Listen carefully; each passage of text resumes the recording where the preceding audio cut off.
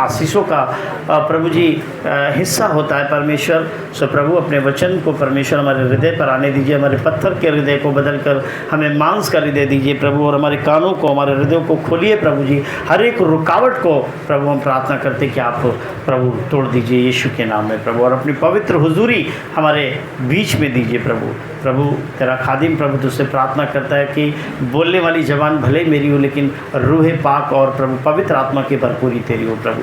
हम सबको सिखाइए, हम सबको लीड एंड गाइड कीजिए, और अपनी महिमा को हमारे बीच में रखिए, नाज़रत के मसीह यीशु के नाम, आमीन। Hallelujah, hallelujah. आज मैं विशेष एक बात आपके बीच में रखना चाहता हूँ, इसीलिए मैं आपको सीधे वचन पे ले जाना चाहता हूँ। आप मेरे साथ निकाल लीजिए मत्ती की किताब अध्याय 3 और उसके 11वें पद को हम पढ़ेंगे। हम 2 वचन पढ़ेंगे, उसके बाद हम आपसे बातचीत करेंगे। पढ़िए मत्ती की किताब अध्याय 3 और पद 11। मत्ती की किताब अध्याय 3 और पद 11। जी पढ़िए। मैं तो पानी से तुम्हें हाँ मन फिराव का बपतिस्मा देता हूँ। मैं तो पानी से तुम्हें मन फिराव का बपतिस्मा देता हूँ, परंतु हाँ जो मेरे बाद आने वाला है, परंतु जो मेरे बाद आने वाला है वह मुझसे शक्तिशाली है। वह जो है मुझसे शक्तिशाली है। हाँ, मैं उसकी जूती उठाने के योग्य नहीं। मैं उसकी जूती भी उठाने के योग्य नहीं, लेकिन बाइबल में लिखा हुआ है कि उसकी जूती के बंद भी खोलने के लायक नहीं। अलग अलग ट्रांसलेशन में अलग अलग तरीके से लिखा हुआ, लेकिन यहाँ लिखा हुआ कि मैं उसकी जूती उठाने के भी योग्य नहीं हूँ। वह तुम्हें पवित्र आत्मा और आग से बपतिस्मा देगा। मैं यहाँ पे आपका ध्यान केंद्रित करना चाहता हूँ, बड़े ध्यान से इसको सीखे और समझे। बाइबल में लिखा हुआ यूहन्ना इस बात को कह रहा है, जब वो यरदन के किनारे क्या कर रहा है, लोगों को क्या कर रहा है, बपतिस्मा दे रहा है। पिता, पुत्र और पवित्र आत्मा के नाम में लोगों के हृदय को परिवर्तन कर रहा है और लोगों को क्या कर रहा है, बपतिस्मा दे रहा है। और वो लोगों से ये बातें कह रहा है कि मैं तो तुम्हें पानी से बपतिस्मा दे रहा हूँ, मैं तो तुम्हें पानी में डुबाकर बपतिस्मा दे रहा हूँ, लेकिन मेरे बाद एक आने वाला है जो बहुत ही शक्तिशाली है, और मैं ऐसा व्यक्ति हूँ कि उसके पैर के जूतों के बंद भी नहीं मैं खोल सकता, ना बांध सकता हूँ, है ना। मैंने तुम्हें पानी से बपतिस्मा दिया, लेकिन जो वो आएगा जो शक्तिशाली है, वो क्या करेगा, तुम्हें पवित्र आत्मा से बपतिस्मा देगा। किससे? हाँ, कलीसिया जोर से बोलेगी, किससे? पवित्र आत्मा से बपतिस्मा देगा, और तुम्हें आग से भी बपतिस्मा देगा। वहां पे ऐसा लिखा हुआ है, पवित्र आत्मा और आग से तुम्हें क्या करेगा, बपतिस्मा देगा।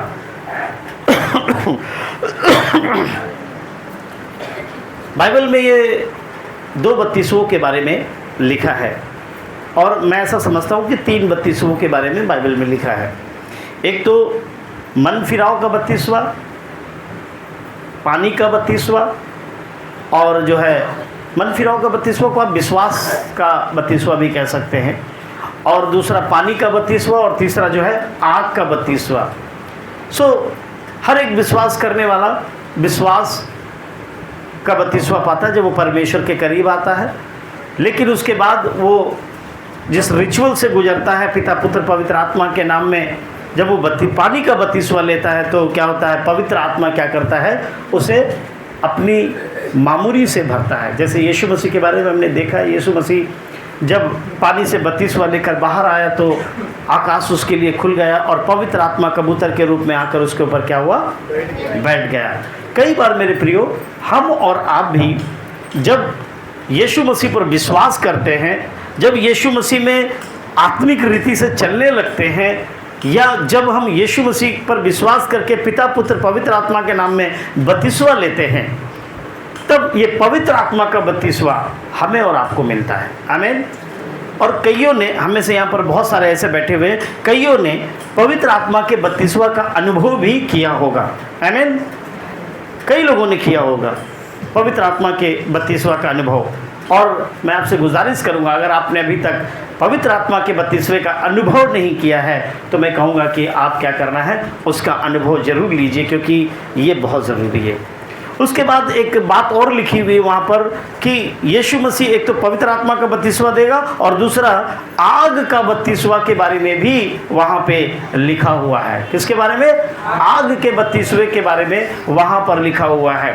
और हम जब देखते हैं कि यीशु मसीह ने चेलों को पवित्र आत्मा का भी बपतिस्मा दिया और आग का भी क्या किया? बपतिस्मा दिया। कब? जब आप प्रेरितों की किताब पढ़ते हैं उसके दूसरे अध्याय को, प्रेरितों की किताब उसके दूसरे अध्याय 1 पद से लेकर 4 पद तक आप जब पढ़ेंगे तो वहां पे लिखा है यीशु मसीह के जाने के बाद क्या हुआ? चेले एक कमरे में बंद थे और वो क्या है? उपरोठी कोठरी में, यरूशलेम की उपरोठी कोठरी में क्या कर रहे थे? प्रार्थना कर रहे थे। और ये तकरीबन 120 लोग थे यहाँ पे मौजूद। ध्यान से सुन रहे हैं आप? जो सुन रहे जोर से हालेलुया बोलेंगे। Very good. तो यहाँ पर चेले जो है 120 की तादाद में यहाँ पर प्रार्थना कर रहे थे और बाइबल बताती है कि पवित्र आत्मा सामर्थी रीति से वहां उतरा और उनकी जबान आग के समान फटने लगी। Hallelujah, hallelujah. तो यहाँ पर क्या हो रहा है? जब वो प्रार्थना कर रहे थे तो पवित्र आत्मा का भी बपतिस्मा उनको मिला और क्या हुआ? बाइबल बताती है उनकी जीभें आग के समान फटने लगी। इसका मतलब बाइबल बताती है कि वहां उन्होंने क्या किया? पवित्र आत्मा और आग दोनों का बपतिस्मा पाया। पवित्र आत्मा और आग, आग किसको दर्शाती है? आग किसको दर्शाती है? नहीं, पवित्र आत्मा को तो दर्शाती है। आग एक तरह से एक विश्वासी के अंदर जुनून को दर्शाती है। आग क्या है? जुनून, एक प्रेम, एक लगाव, उसको दर्शाती है। तो बाइबल कहती है कि पेंतकुस्त के दिन में जब लोग प्रार्थना कर रहे थे तो वो जो है आग से और पवित्र आत्मा से बपतिस्मा पाए हुए हैं। हम में से बहुत सारे ऐसे व्यक्ति हैं जो पवित्र आत्मा का बपतिस्मा पा चुके हैं लेकिन अभी भी उनको आग का बपतिस्मा नहीं मिला है। इसके बारे में आज हम लोग बात करेंगे। पिछले दिन हम लोग बात कर रहे थे स्पिरिचुअल रेनोवेशन के बारे में, आत्मिक जागृति के विषय में। जब हम पिछले दिन 21 दिन का उपवास कर रहे थे तो 21 दिन के उपवास में हमने क्या सीखा था? बहुत सारे लोग आ रहे थे तो उन्होंने सीखा इस बात को कि आत्मिक जागृति को आप कैसे प्राप्त कर सकते हैं। और इस पे हमारे साथ पास्टर कोसी डेविड और पास्टर झुमा साहब और मेरे ज़रिए कई सारी बातों को वहाँ पर रखा गया कि हम आत्मिक जागृति कैसे कर सकते हैं, क्या क्या चीज़ उसके लिए ज़रूरी है। लेकिन आज हम लोग पढ़ेंगे, जैसे हमने स्पिरिचुअल रेनोवेशन के बारे में पढ़ा, आज हम स्पिरिचुअल फायर के बारे में पढ़ेंगे, आत्मिक आग के बारे में पढ़ेंगे। जैसे बाइबल बताती है पवित्र आत्मा का बपतिस्मा और आग का बपतिस्मा, ऐसे ही हम आत्मिक आग के बारे में समझेंगे।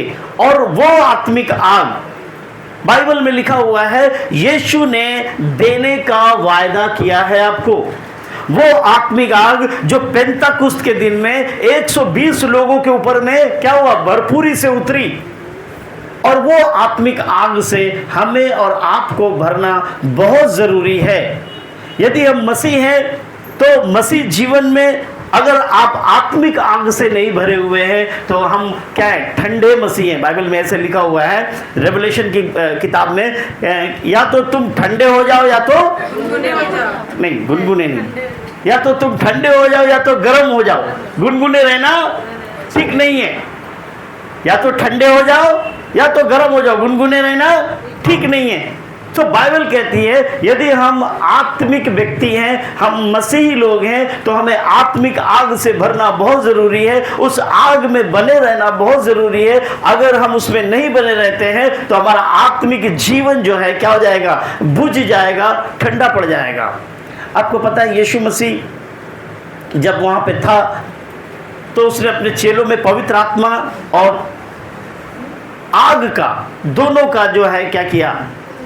उनको अभिषेक किया, उनको दिया कि तुम पवित्र आत्मा से भरो और परमेश्वर के पवित्र जुनून, पवित्र आग से भरो। लेकिन कुछ समय के बाद में देखा गया, यीशु मसीह के जाने के बाद में देखा गया कि उनके चेलों के अंदर में जो आग यीशु मसीह ने जगाई थी, जो आग यीशु मसीह ने जगाई थी, वो आग क्या हुई? ठंडी पड़ गई। कई बार हमारे और आपके जीवन में भी ऐसा होता है। हम कई बार बहुत अच्छा मसीह में चल रहे होते हैं, बहुत इंस्पायर्ड होते हैं, बहुत हर्षोल्लास के साथ चल रहे होते हैं, बहुत एक्साइटेड रहते हैं, प्रभु में ये भी करेंगे, प्रभु में वो भी करेंगे, प्रभु का ये भी काम करेंगे, प्रभु के लिए वहाँ भी जाएंगे, यहाँ भी जाएंगे, सब काम करेंगे। लेकिन क्या होता है, कुछ दिनों के बाद कई बार ये आग क्या होती है, डल पड़ जाती है, ठंडी पड़ जाती है। फिर हम सोचते हैं मेरा काम बनता, भाड़ में जाए यीशु मसीह, पहले मेरा काम होना चाहिए। और ये आग, ये इस कारण हम ऐसा करते हैं क्योंकि वो आग जो है वो हमारे अंदर बुझ जाती है, बुझ जाती है। यीशु मसीह के चेलों के अंदर में भी यीशु के जाने के बाद में ये आग बुझ गई। हमने पिछले दिन पास्टर माँ के साथ जब हम लोग पढ़ रहे थे, पास्टर जुमा साहा के साथ, तो वहाँ पर उन्होंने यूहन्ना 21 के बारे में चर्चा किया था। और यूहन्ना 21 में उन्होंने बताया कि यीशु के जाने के बाद चेले क्या किए, फिर अपने अपने काम में लौट गए। यानी कि आग जो है बुझ गई, आग जो है वो ठंडी हो गई। पतरस कहने लगा मैं तो मछली पकड़ने जा रहा हूँ। उधर और दो भाई, उन्होंने बोला कि नहीं नहीं, मैं भी तेरे साथ में क्या करता हूँ, चलता हूँ, मैं भी तेरे साथ में चलता हूँ। तो उनकी आग क्या हुई, बुझ गई। लेकिन पुनः यीशु मसीह ने क्या किया, उन पर अपनी आग को उड़ेला और फिर इस कदर उनमें आग लगी कि वो पूरे संसार में क्या हुए, एक गवाह के रूप में खड़े हो गए।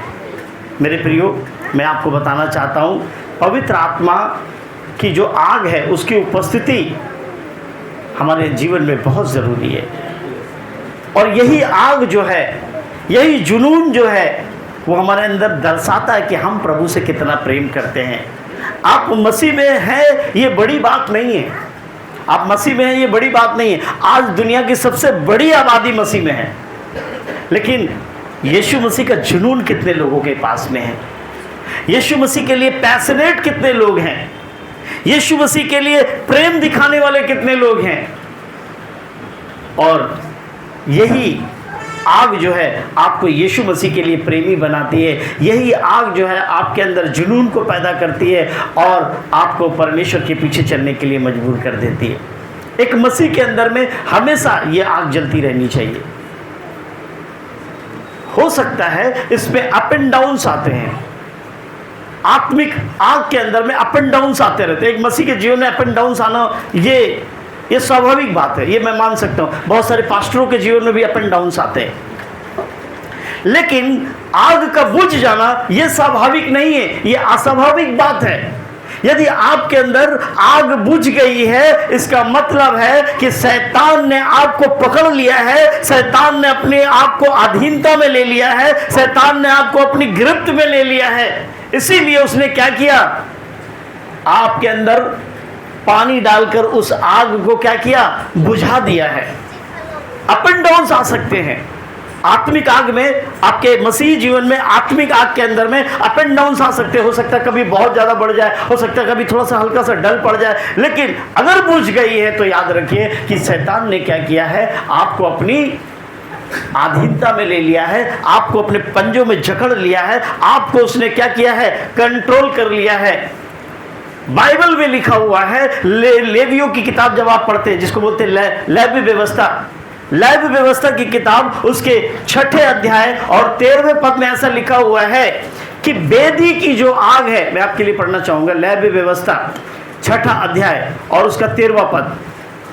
वहां पे लिखा है कि वेदी पर आग लगातार जलती रहे, वह कभी बुझने ना पाए। आप समझ रहे हैं, वहां पे लिखा हुआ वेदी पर आग सदैव जलती रहे, वह कभी भी बुझने ना पाए। और परमेश्वर के लिए वेदी कौन है, परमेश्वर के लिए वेदी है हम और आप। परमेश्वर के लिए वेदी कौन है, और हम और आप वेदी हैं। और उसका पवित्र सामर्थ्य, उसकी पवित्र आग हमारे अंदर क्या होनी चाहिए, हमेशा जलती रहनी चाहिए, वो बुझनी नहीं चाहिए। अप डाउन आ सकते हैं लेकिन बुझनी नहीं चाहिए। लेकिन अगर आपके अंदर सही पैटर्न रहा तो वो आग कभी बुझेगी नहीं, ठंडी नहीं पड़ेगी, पर क्या होगा, प्रतिदिन जलती रहेगी, धधकती रहेगी, और कभी 1 गुना, 2 गुना, 3 गुना, 4 गुना, 5 गुना, 6 गुना, ऐसे उसके जो परसेंटेज हैं वो बढ़ते चले जाएंगे। और पता है, जब आपके अंदर आग जलती रहेगी ना, तो आपकी आग से दूसरे लोग भी क्या होंगे, लाभान्वित होंगे, दूसरे लोगों को भी क्या होगा, फायदा होगा। इसीलिए बाइबल बताती है एक मसीह के व्यक्ति के अंदर में आग कभी नहीं, आत्मिक आग कभी नहीं बुझनी चाहिए, आत्मिक जुनून कभी खत्म नहीं होना चाहिए, परमेश्वर के प्रति प्रेम कभी नहीं खत्म होना चाहिए। लेकिन आज क्या ऐसा हम देख पा रहे हैं कि सच में क्या परमेश्वर के लोग परमेश्वर से प्रेम दिखा रहे हैं? वो समझते हैं कि हम चर्च आना ये परमेश्वर का प्रेम है। नहीं, चर्च आना परमेश्वर का प्रेम नहीं है। वो सोचते हैं दान दसवांश देना वो परमेश्वर के लिए पैशनेट होना है। नहीं, बिल्कुल नहीं। दीज आर द एक्टिविटीज, ये सिर्फ एक्टिविटी है, लेकिन अलग है कुछ जो आपको क्या करता है, परमेश्वर के लिए पैशनेट बनाता है। और अलग है कुछ चीजें जो आपके अंदर आत्मिक आग को क्या करती है, जला कर रखती हैं। अगर उन आग को आपने शांत कर दिया तो आप धीरे धीरे बुझ जाएंगे। और बुझी हुई राख, बुझा हुआ कोयला किस काम में आता है? बुझी हुई राख, बुझा हुआ कोयला किस काम में आता है? बुझा हुआ राख को क्या करते हैं लोग, क्या करते हैं, मिट्टी के ऊपर उड़ेल देते हैं, और लोग क्या करते हैं, रौंद के उसको क्या करते हैं, फिर मिट्टी में मिला देते हैं। बुझा हुआ कोयला को क्या करते हैं लोग, मिट्टी में फेंक देते हैं, यूजलेस हो जाता है वो। लेकिन अगर आग जल रही है, कोयला धधक रहा है, तो लोग उसमें क्या करते हैं, उसका इस्तेमाल करते हैं। आपके अंदर भी यदि आग जल रही है तो परमेश्वर आपको इस्तेमाल करेगा। पास्टर की तरफ मत देखिए। आप सोचेंगे पास्टर मेरा इस्तेमाल क्यों नहीं करता है, पास्टर मुझे ये काम क्यों नहीं देता, पास्टर मुझे वो काम क्यों नहीं देता। आग जलेगी ना तो पास्टर के बाप की मजाल नहीं है कि आपको इस्तेमाल ना करे, परमेश्वर स्वयं आपको इस्तेमाल करेगा। अगर आपके अंदर वो कोयला जल रहा है तो लोग आएंगे, उस पर कुछ भी रख के अपना काम निकालेंगे ही निकालेंगे। घर में कोयला जल रहा हुआ, गैस जलती है तो आप उसमें चाय बनाते हैं, चावल चढ़ाते हैं, दाल बनाते हैं, सब्जी बनाते हैं, मटन बनाते हैं, चिकन बनाते हैं। गैस अभी नहीं थी तो कितना अफरा तफरी मच गई। लोग ब्लैक कर रहे थे, 2,500 रुपये भी ब्लैक हो रहा था, 2,500 3,000 रुपये का ब्लैक हो रहा था। मैं भी एक दिन मैंने सिलेंडर वाले से बात किया, मैंने कहा भैया मेरा प्रोग्राम है, मुझे गैस मिलेगी क्या? बोला दादा आप 3,000 रुपये भी देंगे तो नहीं दे पाऊँगा। लेकिन परमेश्वर का धन्यवाद, मनुष्य ने नहीं दिया, परमेश्वर ने मुझे लाके दे दिया बहन के जरिए। आमीन आमीन। सो यदि आपके अंदर आग जलती है और लगातार जल रही है तो मनुष्य क्या ही है जो आपकी सुधि ले, परमेश्वर आपकी सुधि लेगा। परमेश्वर आपको, आप अगर धरातल के नीचे भी होंगे ना, 10 परतों के अंदर छुपे हुए रहेंगे ना, परमेश्वर वहां से आपको निकालकर आपको इस्तेमाल करना चालू कर देगा। यदि आपके अंदर आग जल रही है तो आप कलीसियाओं के मोहताज नहीं रहेंगे, आप पास्टर के मोहताज नहीं रहेंगे, आप किसी व्यक्ति विशेष के मोहताज नहीं रहेंगे। परमेश्वर स्वयं आपको क्या करेगा, इस्तेमाल करना चालू कर देगा। जब मूसा काम कर रहा था, एक दास के रूप में चल रहा था, मूसा के साथ में स्पेशली 2 चेले थे, एक यहोशू और कालेब। लेकिन कालेब को परमेश्वर ने जिम्मेदारी नहीं दी, किसको दी? यहोशू को दी। क्यों पता है? दोनों एक साथ लीडरशिप में थे, दोनों एक साथ लीडरशिप में थे, दोनों के अंदर आग जल रही थी, दोनों बहुत एक्टिव थे। ऐसा समय था कि जब युद्ध हो रहा था और मूसा के लोग जो है हार रहे थे, मूसा ने प्रार्थना में हाथ उठाया, लाठी उठाया, और प्रभु ने बोला तेरे हाथ जब तक उठे रहेंगे तब तक तेरे लोग युद्ध जीतते रहेंगे। अभी इन दूर चोले ने बोला वो हाथ उठा रहना जरूरी है, मूसा का हाथ उठा रहना जरूरी है। एक तरफ कालेब ने पकड़ा, दूसरी तरफ जो है यहोशू ने पकड़ा। क्यों? क्योंकि आग जल रही थी और ये हाथ उठाए हुए हैं। लेकिन ये दोनों के अंदर जो आग थी ना, एक के अंदर आग बुझ गई, इसलिए कालेब को और आगे कहीं हम नहीं देखते हैं। लेकिन यहोशू के बारे में हम देखते हैं, पढ़ते हैं। यहोशू वो व्यक्ति बना कि वो इजराइलियों को कहाँ लेकर गया? कनान लेकर गया। आमीन आमीन। तो आपके अंदर आत्मिक आग जलती रहनी चाहिए, और बाइबल जैसा भी हमने पढ़ा वचन में, ये लगातार जलती रहनी चाहिए। इसमें फ्लक्चुएशन नहीं होना चाहिए, कम बेसी नहीं होना चाहिए, ये लगातार जलती रहनी चाहिए। आज हम सीखेंगे, यदि आपके अंदर आग नहीं जल रही है तो आग को जलाने के तरीके आज हम सीखेंगे। आमीन। आग को जलाने के तरीके सीखेंगे आज हम, ताकि आप भी परमेश्वर के राज्य के लिए अपने आप को इस्तेमाल कर पाए और परमेश्वर आपको इस्तेमाल कर पाए। आमीन। हर व्यक्ति के अंदर में आत्मिक आग का होना बहुत ज़रूरी है। आत्मिक आग के बिना एक मसीह अपंग है, हैंडीकैप। आत्मिक आग के बिना एक मसीह हैंडीकैप है। और यदि आपके अंदर आत्मिक आग नहीं है मेरे प्रियो, मैं आज जो सिखाने जा रहा हूँ उसे अपने हृदय को खोलकर सीखें, उसे लिख लें और लिख कर क्या करें, उस पर मनन करें, ताकि आपके आत्मिक आग जो है जलना शुरू हो जाए और वो फिर कभी भी शांत ना हो। आज मैं आपको 6 तरीके बताऊंगा जिसके जरिए आप अपने जीवन में जो आत्मिक आग है उसे हमेशा जला कर रख सकते हैं, वो कभी बुझेगी नहीं। आमीन, आमीन। जो लोग सुनने जोर से हालेलुया बोलेंगे। आज मैं 6 तरीके आपको बताऊंगा जिससे आप अपने अंदर के आत्मिक आग को क्या करेंगे, जलते रहेंगे, वो जलती रहेगी आपके अंदर, वो बुझेगी नहीं। आप एक ब्लेस्ड पर्सन बन जाएंगे। आप सिर्फ आशीषित नहीं पर आप आशीष देने वाले व्यक्ति बन जाएंगे यदि आपके अंदर वो आग जलती रहेगी। लेकिन मैं ये 6 तरीके बताऊंगा, इन 6 तरीकों को आप बड़े ध्यान से सुनना है। पहला तरीका है कि प्रार्थना करना और वचन पढ़ना। क्या करना? मैं यहाँ पर आपको रोकूंगा कि आप बोलेंगे कि नहीं पास्टर जी हम लोग प्रार्थना करते हैं, फिर और कैसे प्रार्थना करें? तो आप शायद मुझसे ये उम्मीद लगाएंगे कि नहीं पास्टर जी शायद आप ये बोलना चाह रहे हैं कि पवित्र आत्मा में भर के प्रार्थना करना। नहीं, मैं आपको ये भी नहीं बताना चाह रहा हूँ। ना तो मैं आपको प्रार्थना के विषय में बताना चाह रहा हूँ, ना पवित्र आत्मा में भर के प्रार्थना करने के विषय में बता रहा हूँ। यदि आप पवित्र आत्मा की आग से भरना चाहते हैं तो आपको क्या करना होगा, कैसा करना होगा? आपको कहर के प्रार्थना करना होगा, गिड़गिड़ा कर प्रार्थना करना होगा, आपको रो कर प्रार्थना करना होगा।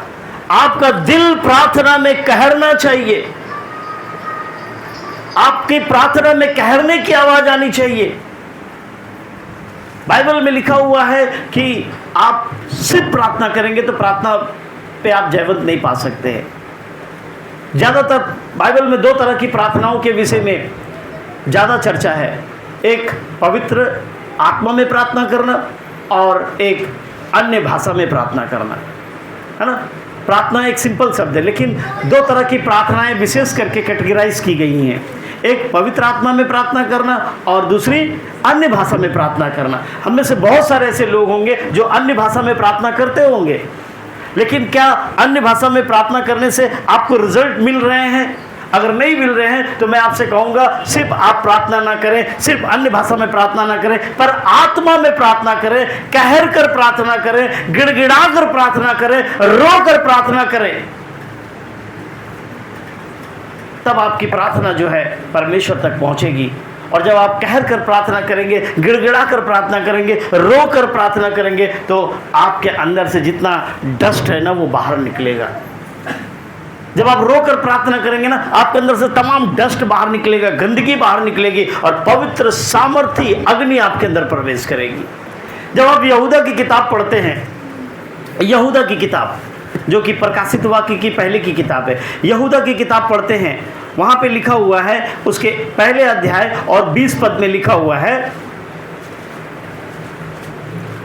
हे प्रियो, अपने अति पवित्र विश्वास में अपनी उन्नति करते हुए और पवित्र आत्मा में प्रार्थना करते हुए अपने आप को परमेश्वर के प्रेम में बनाए रखो और अनंत जीवन के लिए हमारे प्रभु यीशु मसीह की दया की आशा देखते रहो। आमीन। कैसे प्रार्थना करना? सिर्फ प्रार्थना करने वाला नहीं बनना है, पर आपको प्रार्थना करना अन्य भाषा के साथ साथ पवित्र आत्मा में प्रार्थना करना है। और पवित्र आत्मा कैसे प्रार्थना करना सिखाती है? बाइबल में क्या लिखा हुआ है? आहे भर भर के प्रार्थना करना सिखाती है। आहे भर भर के मतलब आप क्या समझते हैं? आहे भरने का मतलब गिड़गिड़ा कर, रो रो कर प्रार्थना करना, कहर के प्रार्थना करना, कराहने की आवाज। आपकी प्रार्थना में कराहने की आवाज होनी चाहिए। जैसे कोई मारा जाता है या किसी दर्द या पीड़ा में होता है तो उसके कहराने की आवाज कैसे आती है? दर्द में कभी आपने अपने आप को कहरते हुए देखा? कहरते हुए देखा? एक व्यक्ति जब दर्द में होता है तो वो कहरता है, और उसके कहरने से साफ समझ में आता है कि वो व्यक्ति दर्द में काफी तकलीफ में है। ऐसे ही जब आप कहर कर प्रार्थना करेंगे, गिड़गिड़ा कर प्रार्थना करेंगे, रो कर प्रार्थना करेंगे, आपके अंदर की गंदगी बाहर निकलेगी, परमेश्वर की पवित्र अग्नि आपके अंदर प्रवेश करेगी। आमीन। और दूसरी बात है, बाइबल बताती है कि आप वचन पढ़ें। वचन पढ़ें। हम में से बहुत सारे ऐसे विश्वासी हैं जो वचन ही नहीं पढ़ते, महीनों से जिन्होंने बाइबल नहीं खोली होगी, और कुछ खोलते भी हैं तो उन्होंने गिने चुने अध्यायों को सेलेक्ट कर रखा है। जब विश्वास में बढ़ते समय हमने सीखा था, उसी को हमने पकड़ कर रखा है। भजन संहिता 91 पढ़ना है, भजन संहिता 23 पढ़ना है, भजन संहिता 121 पढ़ना है ना। ऐसा विश्वास में बढ़ते समय पास्टर आपको ये बताते कि आपने बहन ये पढ़ना है। अभी हम उसको अभी तक पकड़े हुए हैं, और भजन संहिता 91, भजन संहिता 121, भजन संहिता 23 पढ़े जा रहे। वो एक श्लोक के जैसे प्रतिदिन उसको पढ़ते हैं, श्लोक के जैसे मंदिर में श्लोक बोला जाता है, ऐसे वो श्लोक की तरह प्रतिदिन बोलेंगे, पढ़ेंगे उसको, आमीन बोलेंगे, बाइबल को बंद करेंगे और फिर रख देंगे। और कुछ लोग और भी पढ़ते हैं, बाइबल को खोलेंगे, किसी भी किताब से ऐसे करके खोलेंगे, ऐसे बाइबल पढ़ते हैं। प्रभु आज तू मुझसे क्या बात करना चाहता है, प्रभु उस वचन को मेरे सामने दे। भजन संहिता 34 आ गया, अभी इसे पढ़ना है करके। कई बार हम ऐसे भी पढ़ते हैं, क्या ये सही पैटर्न है वचन पढ़ने का? नहीं, पर लगातार कॉन्टिन्यूएशन में आपको वचन को पढ़ना है, ताकि आप उसके कॉन्टेक्स्ट को समझ सकें, आप उसके सीक्वेंस को समझ सकें। और सबसे ज्यादा जब आप वचन पढ़ने के लिए बैठते हैं, उसका अध्ययन के तरीके से आपको वचन पढ़ना है, अध्ययन करने के पैटर्न में पढ़ना है। सिर्फ वचन पढ़ना है करके, कुछ लोग बोलते हैं मैं वचन को 1 साल में 2 बार पढ़ चुका हूं। किसी से पूछो कि बाइबल क्या कंप्लीट हो गया? हाँ, मेरा बाइबल तो अभी तक जब से मैं मसीह में आया हूँ 5 बार कंप्लीट हो गया। अच्छा। तो यहोशू की किताब में पहला अध्याय में 8 में क्या लिखा हुआ? याद था, भूल गए। मैं आपको बताना चाहता हूँ, हम सही रीति से वचन पढ़ते नहीं है, ना ही उसका